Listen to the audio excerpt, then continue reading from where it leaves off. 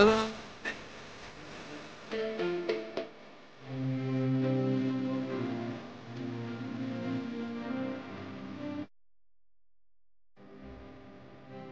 الله الرحمن الرحيم. الحمد لله رب العالمين، والصلاة والسلام على خير خلقه محمد وعلى آله وأصحابه أجمعين.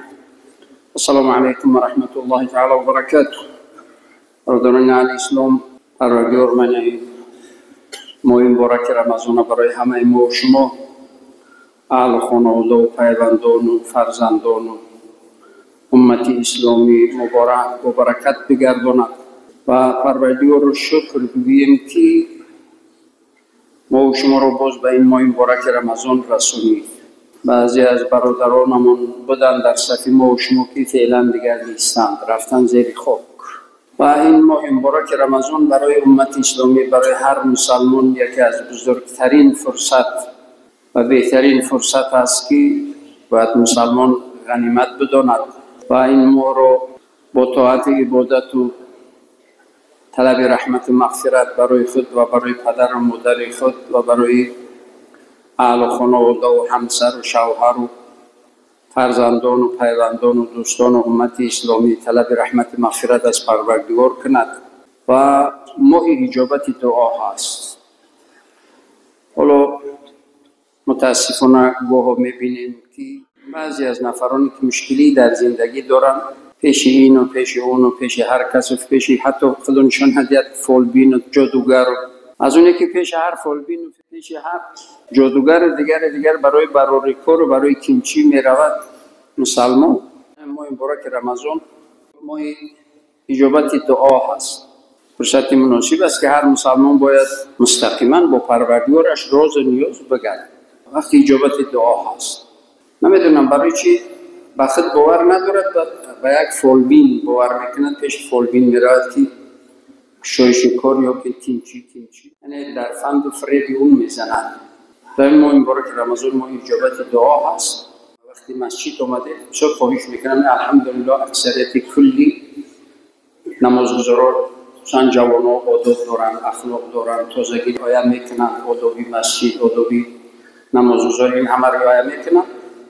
لیکن با وجود این نشود که با هر فکر صحبت علاهیده در داخل مسجد، یعنی صحبت‌های بیرون مسجد، صحبت‌های بیهوده مشغول شوید تا اینکه از این رحمت الهی محروم باشید. یعنی هر لحظه ما مبارک رمضان رو باید مسلمان غنیمت بداند. دانشمندان اسلام چی میگویند؟ فکر زیاد انسان رو بیمار میکند. بسیار فکرها رو بعضی متاسفانه میاد در این مسجد هم در فکر فرو میرود. خب دیگر یگان انسان بیغم و بی‌اندوه به مشکلی نیست. زندگی یگان انسان به سختی ها و پس و بلندی ها نیست. یعنی در فکر فرو میرود، چنان غم میگیردش که دیگر میرود تماما.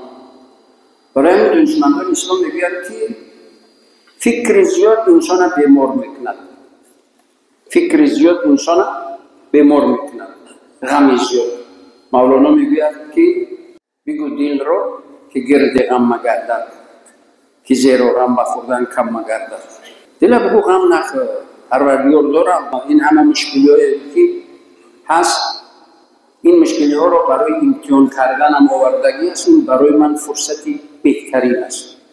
حالا بیماری آمد، نگو که مرا خدا نغز ندیده است یا که عذابم کرده است یا اینکه عقابم کرده است. نه، مطلقا ندرست است این فکر.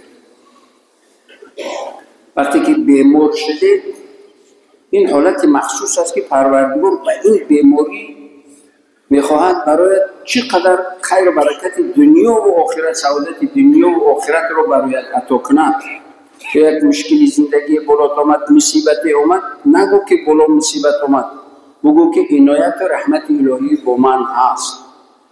ولی حدیث پیامبر علیه السلام هست، پروردگار فردا روز قیامت و بعضی‌ها ندا میکند، میگوید من بیمار بودم چرا عیادتم نکردی؟ من نادار بودم چرا کمکم نکردی؟ من یتیم بودم چرا سری من رو سیله نکردی؟ سخنها رو پروردگار با بعضی بندگان بی‌پروایش میگوید.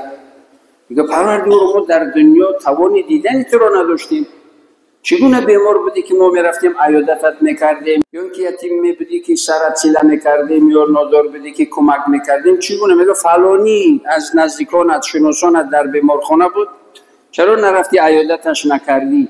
اگر عیادتش میکردی من رو در اونجا میدیدی. یعنی بیماری حالتی مسلمانی هست که پروردگار با اون بیمار هست. هر کسی که اون بیمار رو عیادت کند روزگی پروردگار رو به دست میارد. حالا ببینید حالت معمولی عادی یعنی حضور پروردگار نیست. میروید، درست است که عیادت به خالصانه به غرضانه اگر باشد میروید ثواب میگیرید، اما یعنی حضور پروردگار و زیر سایه رحمت پروردگار، یا که در یک باغچه از باغچه های جنت پیامبر علیه السلام میگوید که کسی بیماری را عیادت کند تو از اونجا بیرون شدنش مثل این که در یک باغچه های از باغچه های جنت در اونجا حضور دارد. این حالت رو باید مسلمان درک کند که من در حالتی مخصوص قرار دارم. حالا ما این مبارک رمضان هم حالت مخصوص است که مسلمان از این مقصدناک استفاده کند. یا بیماری یا سختی های وزنینی بالات آمد، نگو که خدا من رو به غضبش گرفته است. نه، حالت های مخصوصی هست که پروردگار میخواهد که در این حالت وزنینیت از عمق قلبت پروردگارم بگویی. وقتی که از عمق قلبت پروردگارم گفتی، پروردگار هم گناهانت میامرزد، هم عزت و برکت و سعادت دنیا و آخرت رو برات میدهد و چند بلا و آفت و خطر و ضرر دیگر رو باز دور میکند است. برای همین پیامبر اساسا میگه من صام رمضان ایمانا و احتسابا غفر له ما تقدم من ذنبه.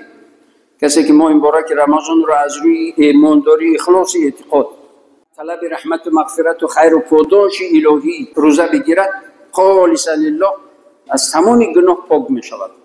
من صام رمضان ایمانا و احتسابا غفر له ما تقدم من ذنبه. تمام گناهانش بخشیده و امرزیده می شود و خیر و برکت دنیا و آخرت به دست میارد. حالا میگه من قام رمضان ایمانا و احتسابا غفر له ما تقدم من ذنبه.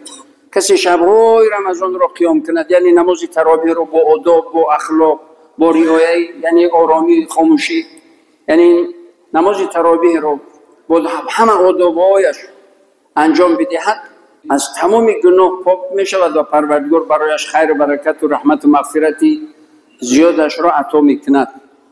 برای همین باید ما این مبارک رمضان رو غنیمت بدانیم. هر چقدر نیکی زیاد کردیم همون قدر پروردگار این ماه رو برای ما و شما با برکت میکند. و شما خوب میدونید که حجم انسان، حیثیت انسان، شخصیت انسان، آبرو و عزت و وزن هر مسلمان نزد پروردگار وابسته به شکل و سیکه و صورت و سر لباسش نیست، وابسته به چی؟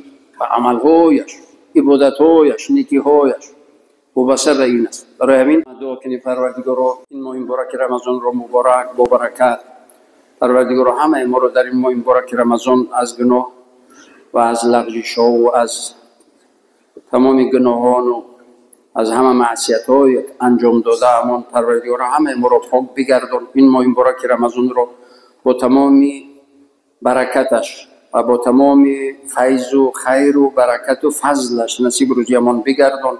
همه ما رو در این ماه مبارک رمضان همیشه کارهای خیر، عملهای صالح، نیکی و نکوکاری‌ها نصیب روزی امان بگردان. پروردگار عزت و برکت و سعادت دارین و دائمی و ابدی نصیب روزی امان بگردان. پروردگار رو برادری صاحب کار این جای نمازهای وز کرد و میکروفون ها و دیگر این همه خدمت ها رو کردن، پروردگار رو در عوض این برای خودش و فرزندانش و همکارانش و پدرش پروردگار عزت و برکت و سعادت دائمی نصیب روزی بگردان و مادر مرحومش را رحمت مغفرت و این را همچون صدقه جاریه از نام فرزندش برایش همچون صدقه جاریه به نامش بفرست و روحش را شاد بگردان. پروردگار در این ماه مبارک رمضان روزگی خودت و شفاعت رسول اکرم صلی الله علیه و آله و سلم و روزگی والدین به همه ما نصیب روزی بگردان. و صلی اللهم علی سیدنا محمد و علی آله و صحبه اجمعین. آمین برحمتك یا ارحم الراحمین.